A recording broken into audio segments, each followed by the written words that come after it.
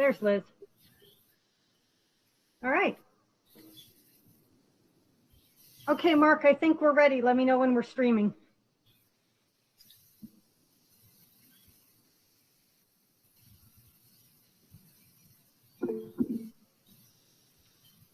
All right, we're back from our executive session, so we are going to move on to the next item on our agenda, which is the approval of the consent agenda. Do I have a motion to consider the consent agenda? Motion. Oh, thank you, Beverly. Do I have a second?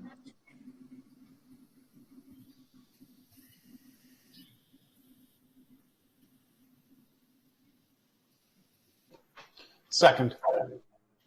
Thank you. Is there any discussion on the consent agenda? Yeah, Jody, I can just real quickly, because these are some things that you typically do not see. So first of all, I want to thank the board for moving the meeting to this week from last, because a lot of these are last end of the year fiscal items that have to happen. So, you know, you will see under the finance section, you know, in addition to finance reports that you're used to seeing, we had a couple of new funds that we needed to do appropriations for, so that CARES money that we received. Also, you know, we do the final appropriations for the year that's just ending, which you'll see is consistent with the forecast in terms of the general fund appropriation. The temporary appropriations for next year also have to happen before we end the school year. So what we're doing is we used to do years past where we would just take 25% of the current, and that was what we would start the year with. We've actually tried to start doing, you know, having a more full and formal appropriation. We still call it temporary because it may need some modification between now and September. September is when you will approve the temporary appropriations for fiscal 21 as permanent appropriations. Number 6 there, resolution to advance funds, and number 7, resolution to transfer funds. So, you know, you'll remember that funds can't end the year in a negative. Other funds, so grants, you know, food service, any other fund other than the general fund. So often we have to either advance funds to these other funds, advance monies, then we turn around and return that advance, you know, in July. So it's more of an accounting issue than anything else.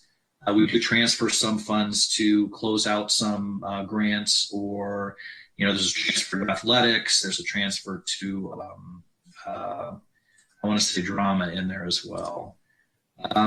We're avoiding a few stale checks, which you've seen before. And then just number 10 is an appropriation adjustment authority, which allows me between now and June 30th, if there's something that happens that we need to adjust the appropriations for fiscal 20, we'll do that. And if that happens, then we'll bring you another final appropriations for fiscal 20. It typically doesn't. I feel like we're in a pretty good place here with what we have. But that's kind of a safeguard so that we can make the changes in the audit. We don't have issues with the auditors afterwards.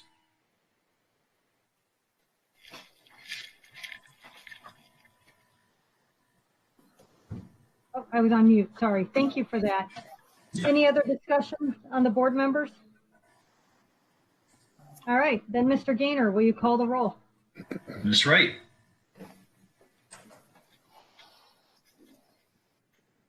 You're on mute, Beverly.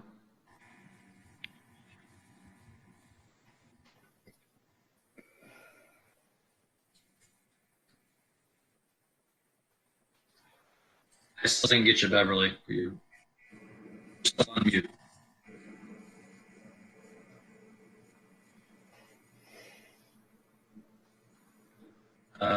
You're back on mute. Yes. Yes, okay. Mr. Posh. Yes. Mr. Hines. Yes. Ms. Srini. Yes.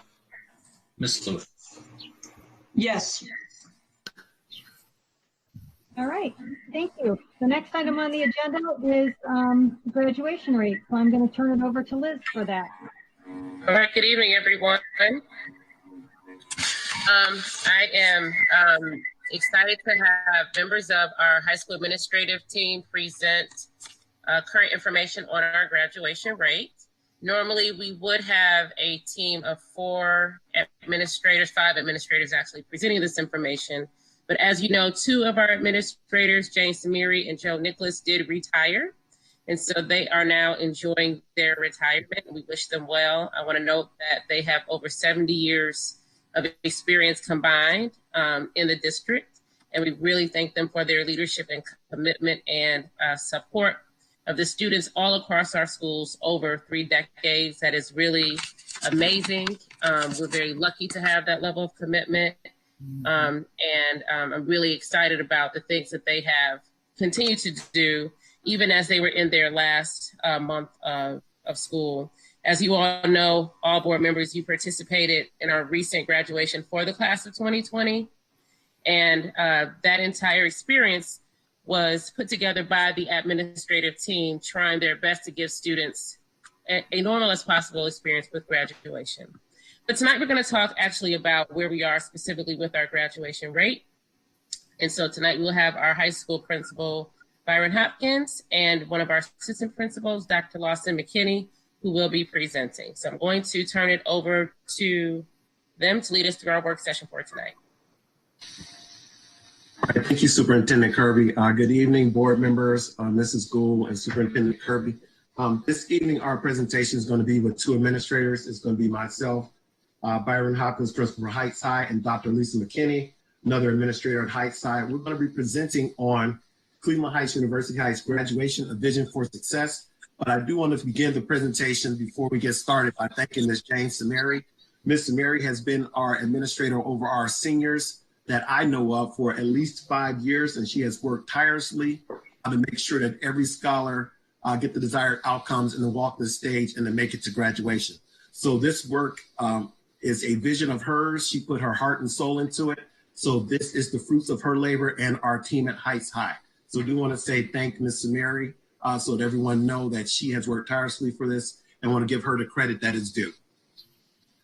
So we're going to start our presentation. Going to present, give me one moment.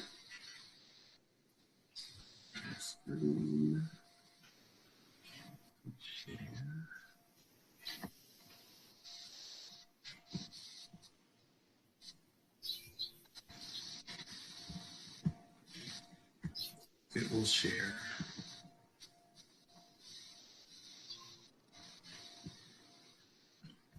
And it's not sharing. I can share for you, Principal Hopkins. Thank you.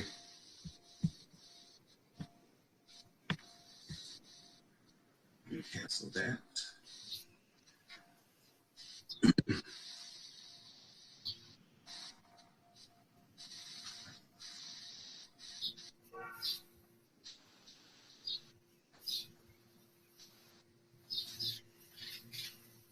So again, our presentation this evening is our graduation vision for success with Byron Hopkins and Dr. Lisa McKinney.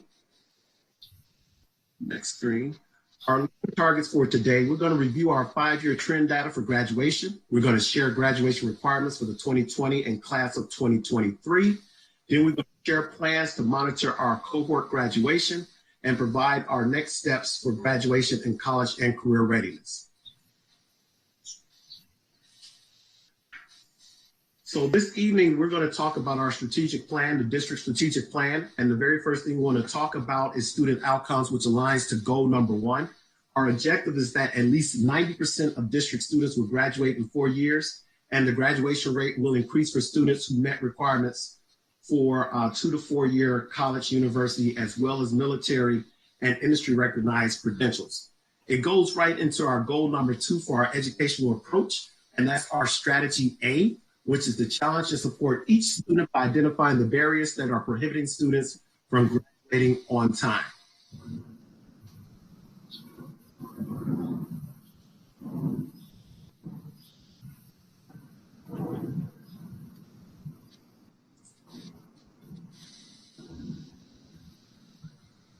I think we're a slide ahead. Okay, so Cleveland Heights High School, this is our 4-year graduation rate trend data. So the slide that you see now is Cleveland Heights University Heights 4-year graduation rate. What you see in front of you now is our 5 years graduation data. You will see all our subgroups, our African American, Asian, Hispanic, multiracial, white, IEP, EL, and all students. And then you will see the cohort data from 2015 all the way through 2019. When you're looking at our cohort data and subgroup data, you will see that we have increased for our African American students to 88.5%. And you will see that our white students are at 94.2%. Our overall student graduation rate has increased to 89.6%, which is just short of the 90%.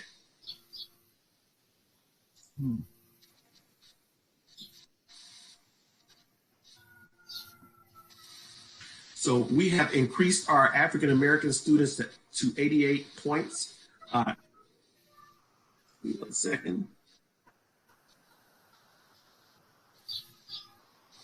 So when we look at our annual measurable objectives and equity, you will see that our African American students are at 88.5%. You will see that our white students are at 94.2%. And again, our all students are at 89.6%. So when we look at our graduation rate gap between African American and white students, you will see that in 2018, we were at 10.4%. We have been working very hard to close that gap, and we're down to 5.7%. So our equity goal is to close the gap between African American and white students' performance. We are working to close the gaps without lowering the expectations for any one of our student groups. So our high expectations remain high for all our student groups. And if you look at the data, you'll see that we're trending in the right area.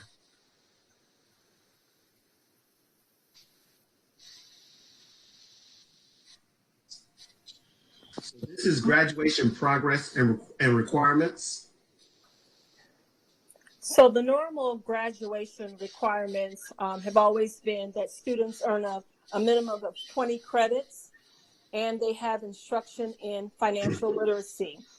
There are 3 pathways to show that students are ready for college and career. The first is the Ohio State test, the OST test, where students were to earn a minimum of 18 out of 35 points on 7 end-of-year exams, starting in the 9th grade, 10th grade, and ending with government in the 11th grade. Number 2, an industry recognized credential or score on a workforce readiness test, the Work Keys test in CTE courses. And the third pathway is to earn a remediation-free score in math or English on the ACT or SAT. And a remediation-free score on the ACT, English 18 or higher, reading 22 or higher, or math 22 or higher. And the SAT, writing 430 or higher, reading 450 or higher, or scoring math 520 or higher. So one of those 3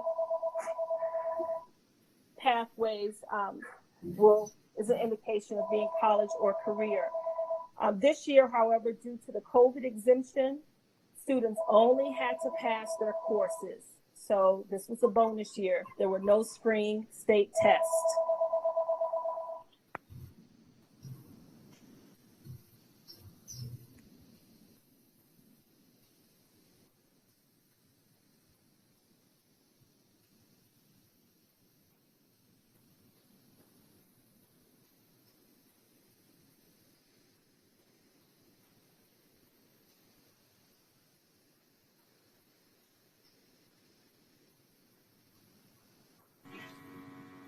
Byron, are you having problems with your computer?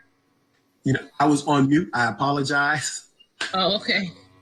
So our graduation requirements during COVID-19, we were awarding diplomas with graduation flexibility. So what that meant for us is that we were to determine a student's eligibility for that. So when we looked at this cohort, students were eligible for local graduation flexibility, but not necessarily entitled to graduate through September 30th of this year of 2020, if they met some conditions. The conditions were that they had to be enrolled in the 12th grade, in the 2019-2020 school year. They had to be on track to graduate in this school year, regardless of the graduation cohort in which the student is included, and they had not completed the requirements for a high school diploma. The second step was if we had to determine if the student had successfully completed the curriculum. And what that meant for us is that a student had to be planning to meet the normal curriculum requirements for the school assigned graduation cohort.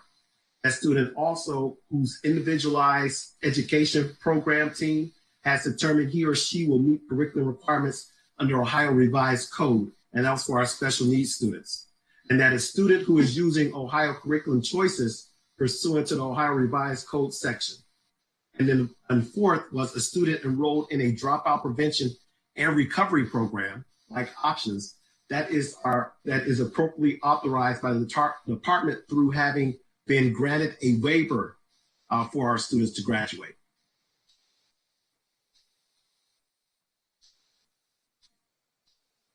This year, we're pleased to announce and congratulate 359 seniors at the high school.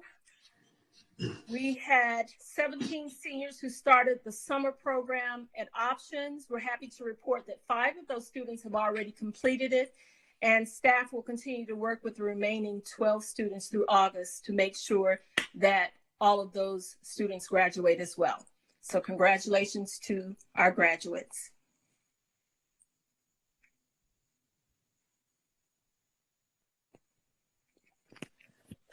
Some of the things that we used this year for the 2020 cohort actually start in the 9th grade.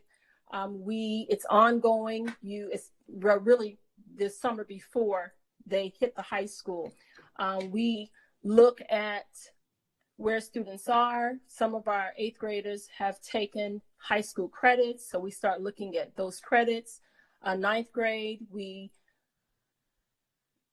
schedule them for courses, and at every grading term, we get together and meet 9th, 10th, 11th grade. So by the time they hit the 12th grade, this year, Miss Samari, Miss Daddis, and the counselors re-examined every senior's transcript to ensure that they were on track with credits and classes.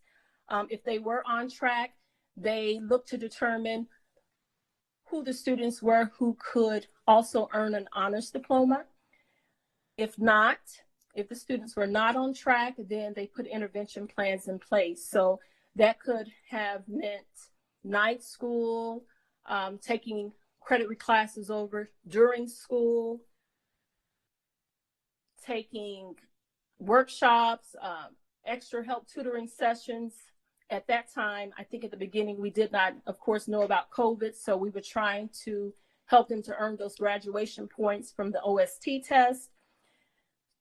Miss Samari, counselors met probably weekly. I believe that their day was every Friday to talk about seniors, grades, credits, classes.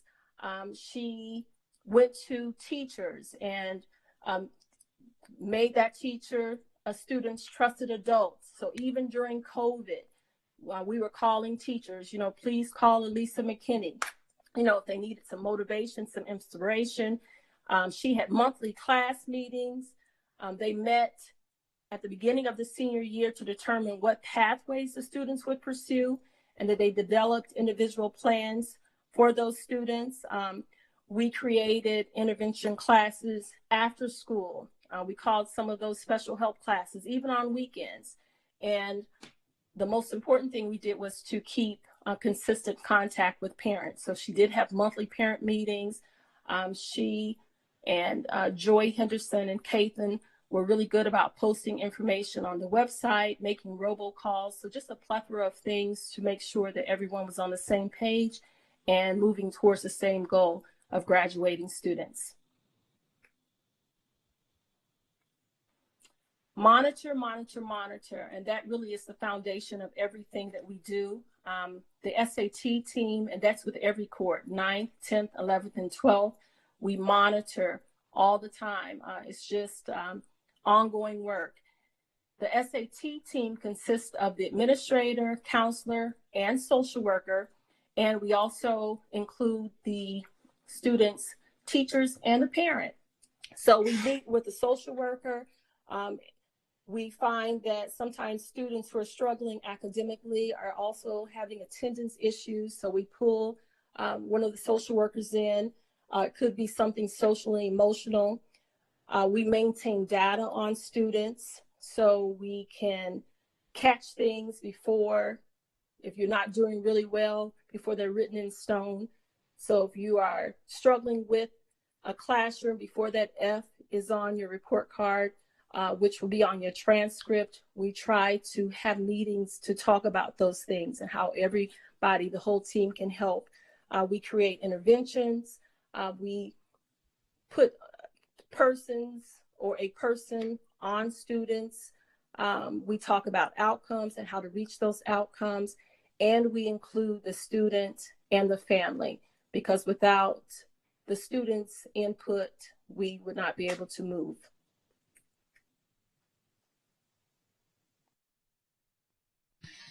So some of the things that we are doing to build on our success and our next steps to improve our graduation rate in Cleveland Heights University Heights.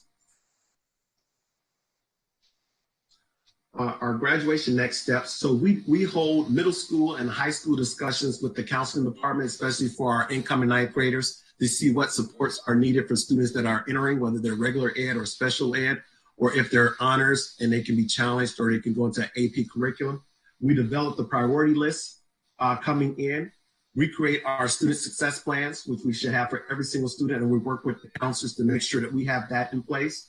We contact the students and the parents to make sure that we have that student success plan in place, and then we have the appropriate supports in place to support that parent and student and keep that scholar on track. We conference with the students to make sure that they have the supports that they need at school, and also if they have a trusted adult that we have in the building, and we provide them with mentorship as well. We secure student, parent, and guidance agreements on the support plan. We hold a data cohort meeting quarterly, and then we also review supports for students at options, because they're still a part of our building, although they're in a program in a more personalized one-on-one support over at options. Some of our graduation next steps, we do have our targeted supports. Some of those target supports, we do provide attendance monitoring across all grades. We run our weekly attendance reports, and we have our attendance goals set up, and we print those out, and we have those on each floor, letting all the cohorts know exactly where their cohort data stands by cohort. We build academic culture at the high school with our college career readiness room that's coming, and then our partnerships with Cleveland Heights University Heights and our College Now program. We're going to continue our Gear Up programming for the 2023 cohort. We're going to continue orientation and mentorship through Link Crew for ninth graders. And some of our orientations might be virtual, and we're working on what that will look like right now for a lot of our scholars coming in and returning. We want to build on our mentoring supports for our males that we currently do have in the building. We have that attendance. Well, we know Officer Mack's going to be coming, so we're looking forward to him joining our attendance committee to give us those additional supports that's needed at the high school to help us continue to reach for our attendance goal. Continue seminar courses for the 9th and 10th grade. And then we want to explore and develop a plan to address graduation rates for our Asian students and Hispanic students. And of course, we do this by monitoring the plan and making sure we have the right supports in place.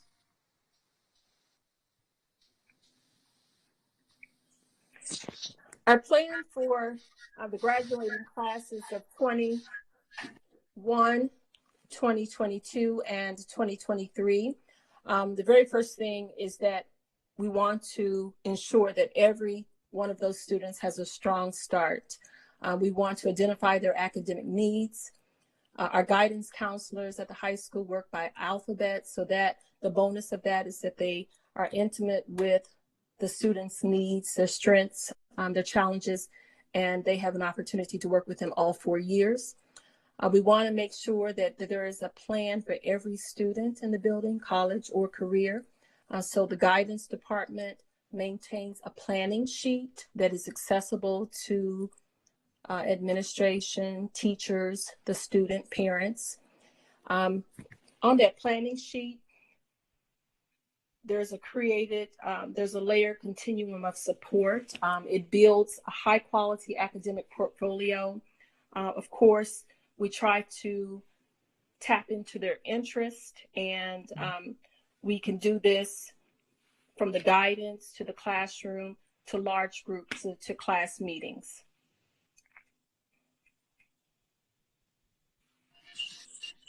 So planning for the future for the graduation requirements for the class of 2021 and through 2023. You will see these are the graduation requirements. We're going to cover the basics. So students must earn a minimum total of 20 credits in specified subjects and take your required tests, then decide how to round out the diploma requirements. There's also 3 original pathways that are presented when students entered high school. They have the option to show that they are ready by meeting the original 3 graduation pathways below that are available when they enter high school. The very first one is our Ohio State test, which they must earn at least 18 points on 7 end of the core state test. The second piece would be industry credentials and workforce readiness. So they have to earn a minimum of 12 points by receiving a state Board of Education approved industry recognized credential or a group of credentials in a single career field. The third one would be college and career readiness test, which they need to earn remediation-free scores in mathematics and English language arts on either the ACT or the SAT.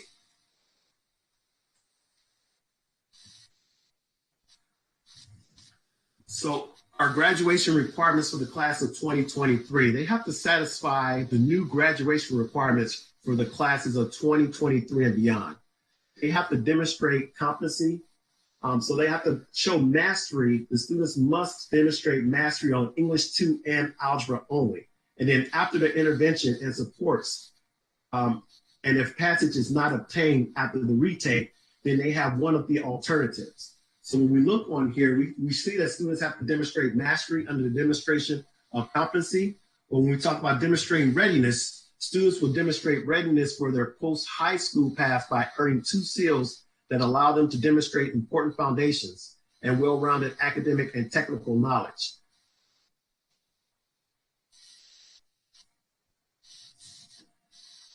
This slide shows that at least one of the 2 seals must be Ohio designed. And these are the readiness seals that our scholars can get towards graduation. And you can see where it starts with Ohio Means Jobs Readiness Seal, all the way down to Student Engagement Seal. And there are a lot of seals on here. Industry Recognized Credentials, our College Readiness Seal, and Military Enlistment, a Citizenship Seal, Honors Diploma Seal, and then a Technology Seal and Community Service and Fine and Performing Arts.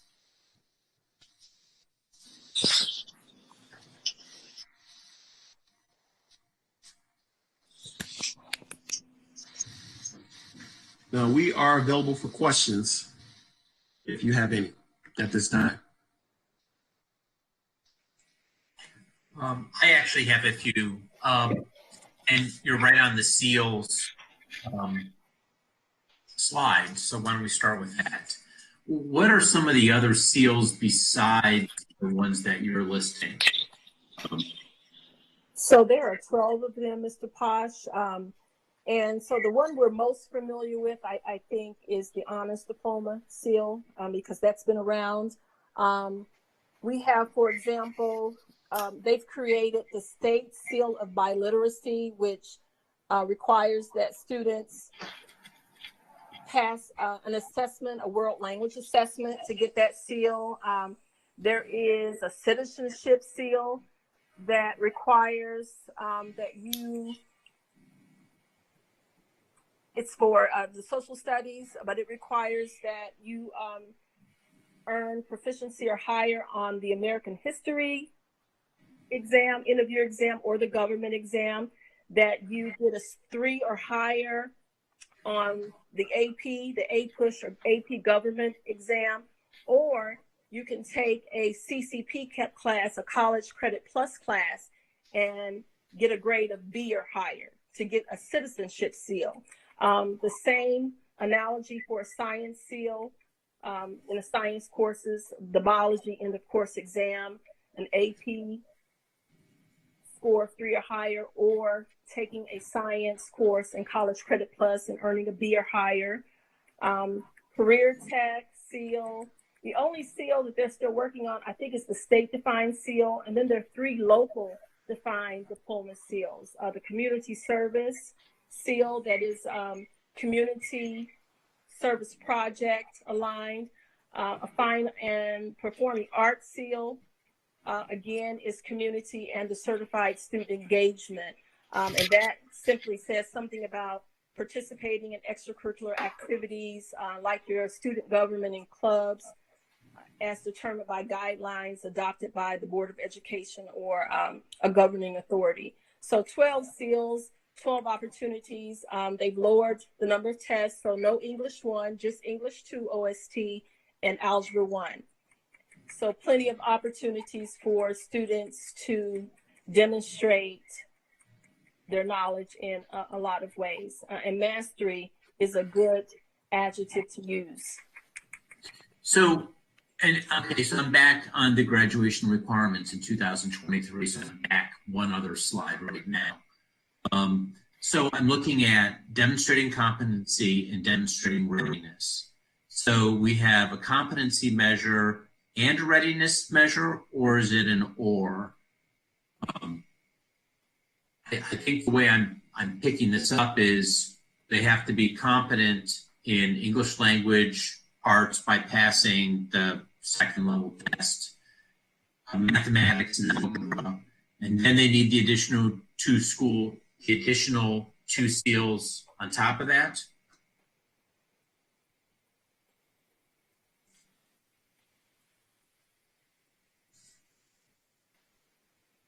You're on mute, Dr. Lawson.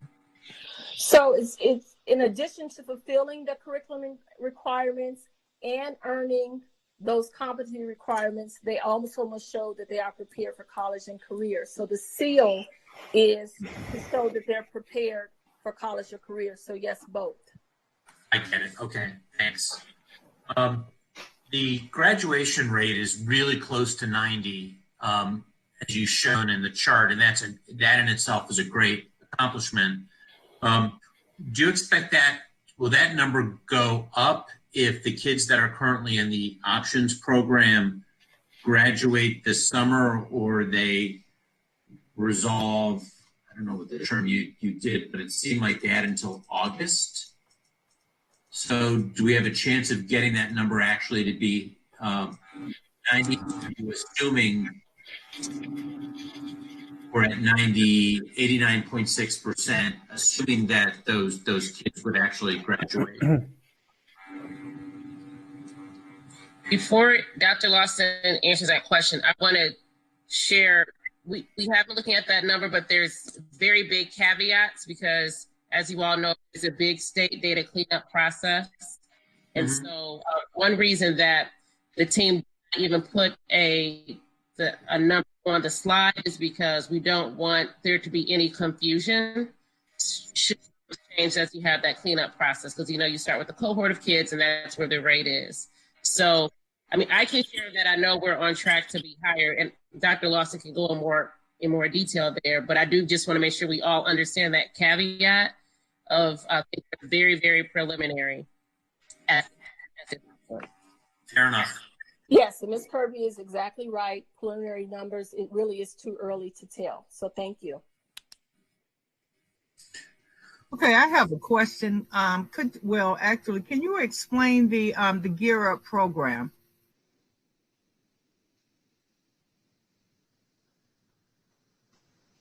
Either Dr. Lawson or Byron.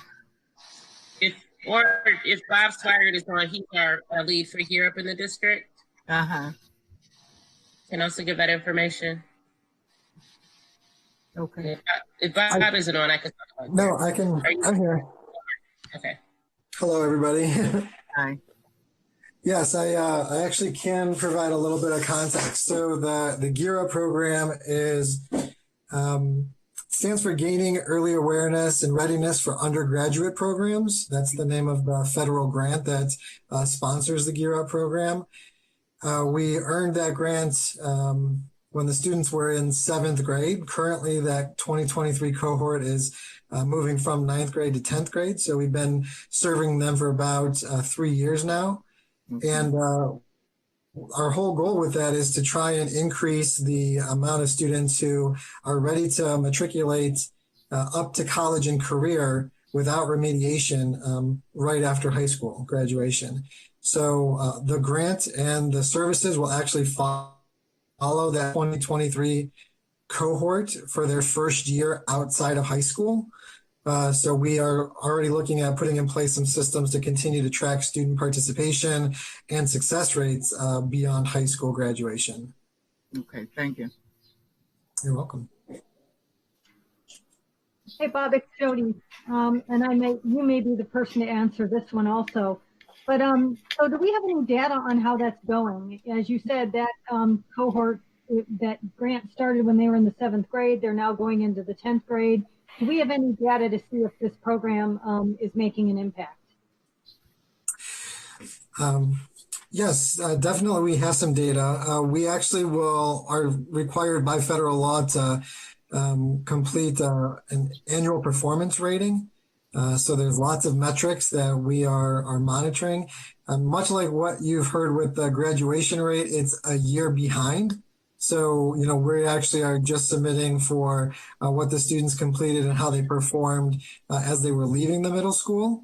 And I'd be glad to share that information with Ms. Kirby and the board members so we can see what some of those metrics were and continue to think about program design as we work our way closer to high school graduation. Thank you. This is Malia. Do those students use Naviance as part of the system for keeping track of things?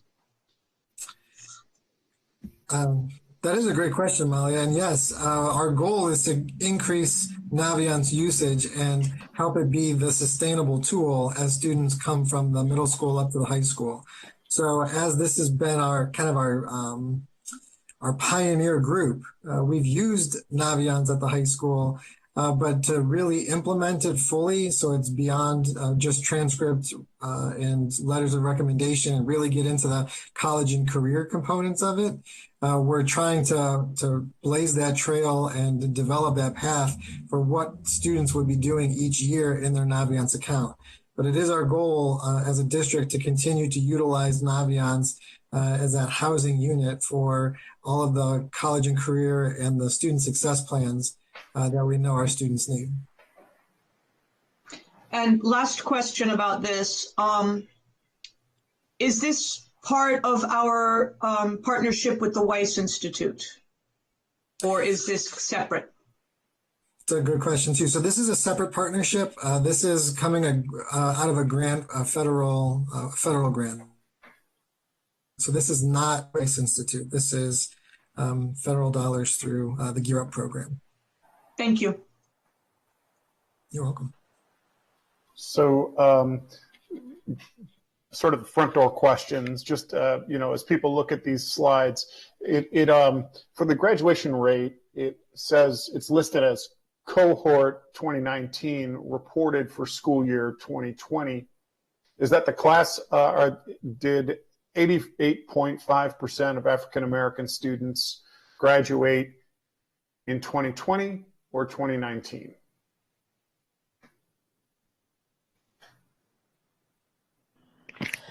The data is always lags a year behind, so that was last year.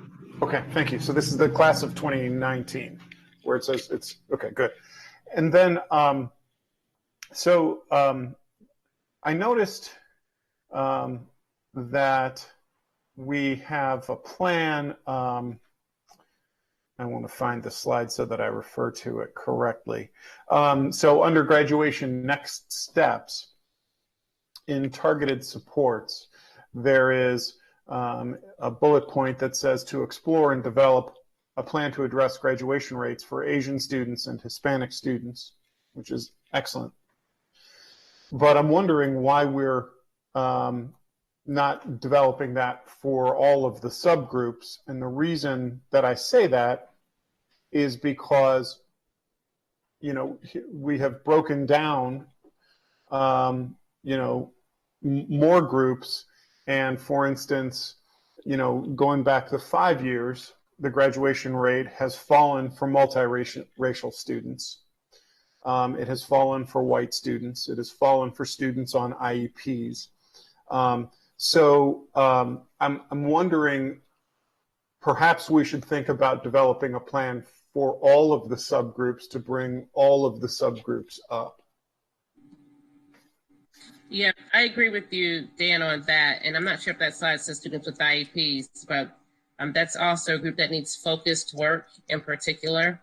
The reason why we called out specifically the Asian students and the Hispanic students is because we don't necessarily, some of the needs of those students, especially those that are English learners, are unique.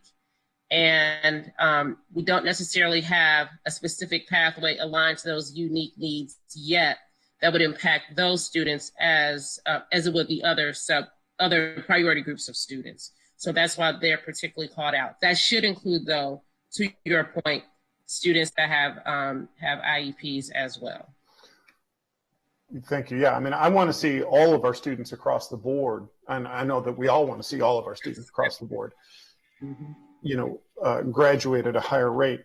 So there's a couple of other things that I think that are worth just sort of maybe celebrating a little bit. One is the reduction that this reflects, the reduction in end of course exams. That was an initiative in the Ohio legislature that some of us went down and testified in support of. It took over a year and it has finally come to fruition. So that's excellent.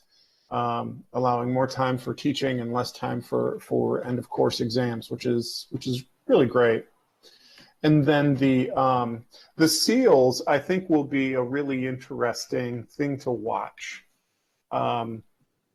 There is a huge variety of these seals, and it'll take a little bit of getting used to, but I think it's actually going to be something that the Heights schools do very well with. Because it recognizes a wide variety of interests and abilities. And the Heights schools are really good about working with kids to develop their individual skills and abilities and allow them to shine in the fields that they want to pursue. So I think that this is going to be a very good thing for kids. I agree with that.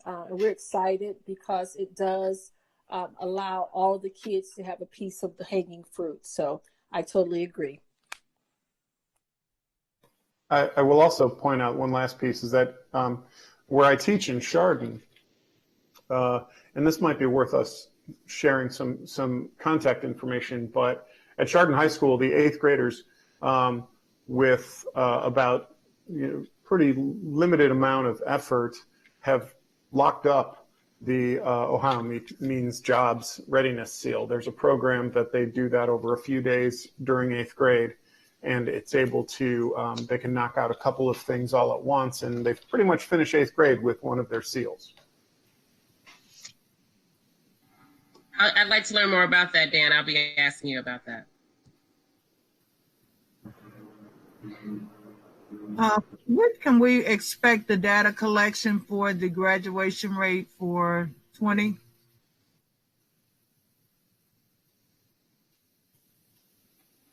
Allison, if you're on, can you answer that question in terms of when we think it will be final? Sure can. The reason that there is a year lag when the graduation information is included on the report card, because the state does give districts time to make sure that kids are all accounted for. So we'll have summer school that will run through the August, and then Sharon Roller, our EMIS coordinator, will submit the data to the state. So we have confirmed numbers around December. Okay, thank you. Yes.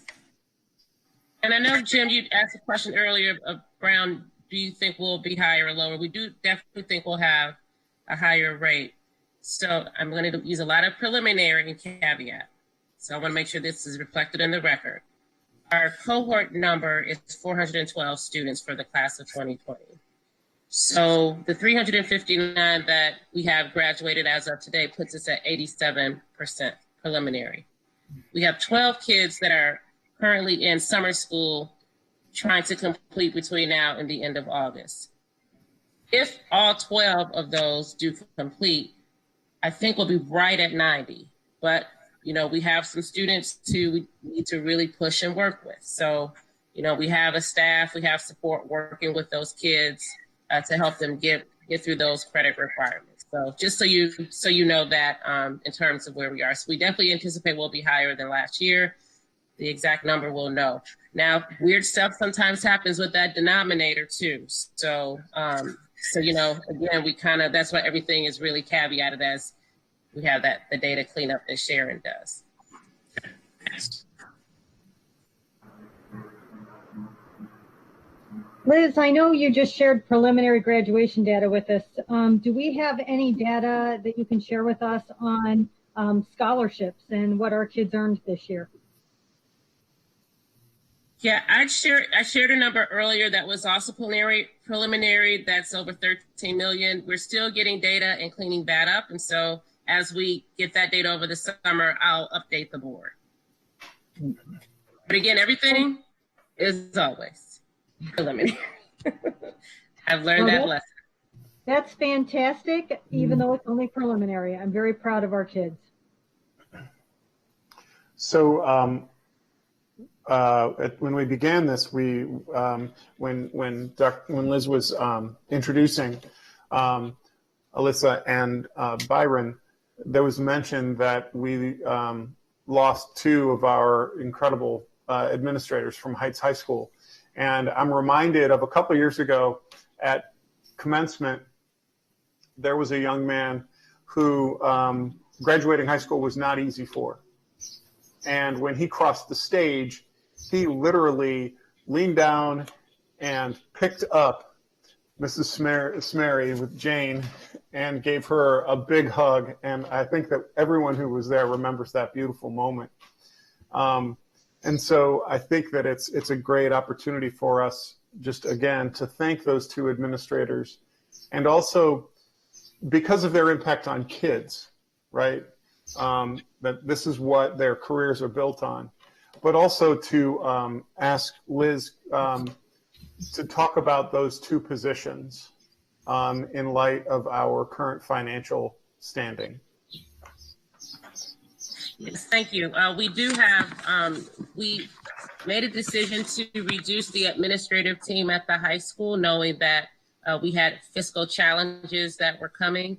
And so instead of replacing those two administrators, we will be only replacing one of those positions. The other position was eliminated.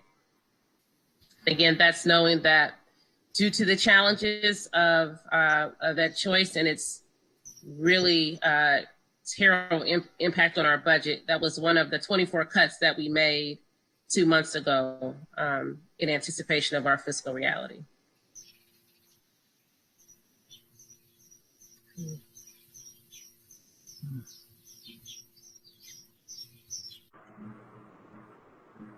Liz, I would like to thank the high school team, particularly for the graduation ceremony that we all participated in a couple of weeks ago. That was very heartwarming. I know it wasn't easy to pull off. What happened over 5 days, it was socially distanced. The plan was approved by the Board of Health, but I thought it was a nice touch, and I'm very proud of our district for being able to pull that off and make sure that the graduates did get to walk across the stage with a handful of family members watching and be able to get their diploma. And I know it was very, very meaningful to the students. So my hat's off to the high school team for all the work that they did to pull that off. I agree. And I want to also thank every board member for giving a full work day to participate as well with all of our students.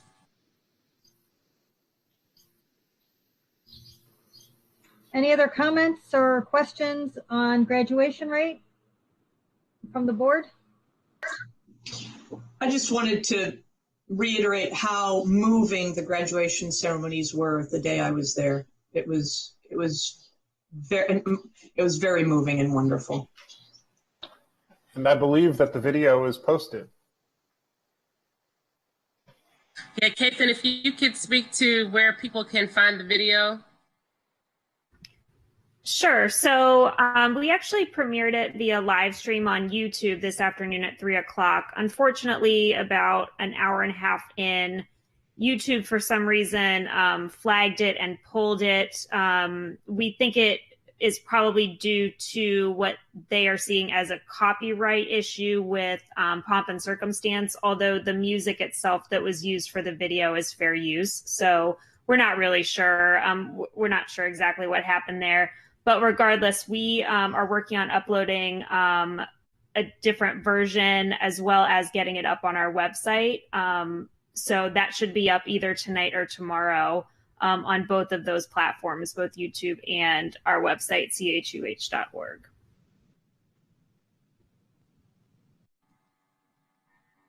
Well, I enjoyed the parts I was able to see today, so thank you very much. It was very nice. It was very fun to watch until it got pulled for no reason. All right, are there any other questions or comments about graduation rate? Thank you, high school team. We appreciate Dr. Lawson-McKinney, Mr. Hopkins, appreciate your time on that. And if there's no other questions, I will. Did you have something to say, Dr. Lawson-McKinney? No, I was just going to say thank you for having us. Okay, thank you. Thank you, everyone.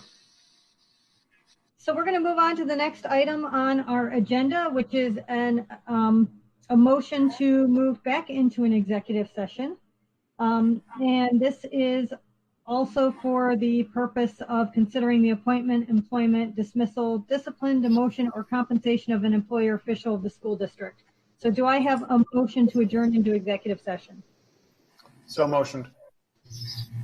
Do I have a second? Thank you. Mr. Gaynor, will you call the roll? Ms. Wright? Yes. Mr. Posh? Yes. Mr. Hines? Yes. Ms. Straney? Yes. Ms. Lewis? Yes. Okay, we're going to adjourn into executive session. Liz, can you join us? Thank you.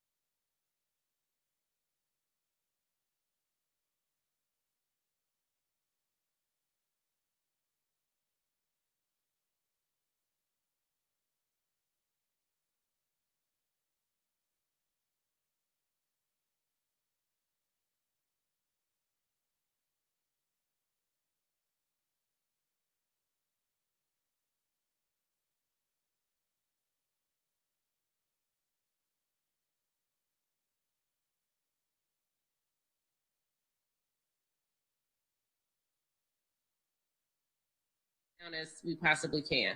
Yeah. Good.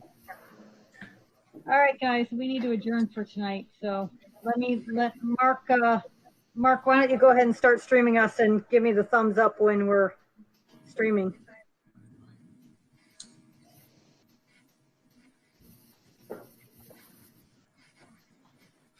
All right, we are back from our executive session. So I want to ask for a motion to adjourn. Do I have a motion to adjourn? I'm happy to motion to adjourn. I'll second that. All right, Mr. Gaynor, will you call the roll? Mr. Wright. Yes. Mr. Posh. Yes. Mr. Heiss. Yes. Mr. Rainey. Yes. Ms. Lewis. Yes. All right. You are good. All right. Good night, everyone. Thank you. Right, good night. Thank you. Good night, everyone. Down, boy.